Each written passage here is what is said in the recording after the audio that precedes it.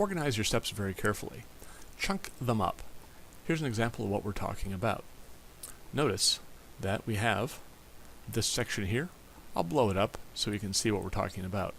We have a section for disassembling the procedures, how to disassemble, how to clean and inspect, how to reassemble, how to do the final tweaks, how to test. Notice these things are all put together in groups. So we would have disassembly procedures 1, 2, 3, 4, 5, cleaning procedures 1, 2, 3, 4, 5, reassembly procedures 1, 2, 3, 4, 5, etc. These are all grouped together. You can do the same thing, especially if your instructions are very large and complex and require a lot of separate conceptual elements. Make sure that you use a numbering or lettering sequence for all your steps. Do the same thing for your stub steps. You can have step 1, 1A, 1B, 1C if they are all related to each other. Or you can have step 1, step 2, step 3, step A, step B, step C. Whatever works for you and your audience.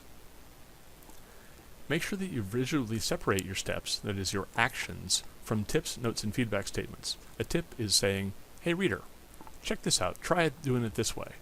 A note is saying, hey reader, you might need to know this. A feedback statement is saying, hey reader, this is what you should have once you complete this particular step. You will get this thing to happen. Notice I blew that up real big? It's hugely, hugely important. So for steps, you're going to use numbers and letters. If it's not a step, don't use a number or letter. Use an icon, use italics, use capitals, bold text, underline, horizontal rules, proximity colors, whatever it is. Make sure that the steps look visually different from everything else.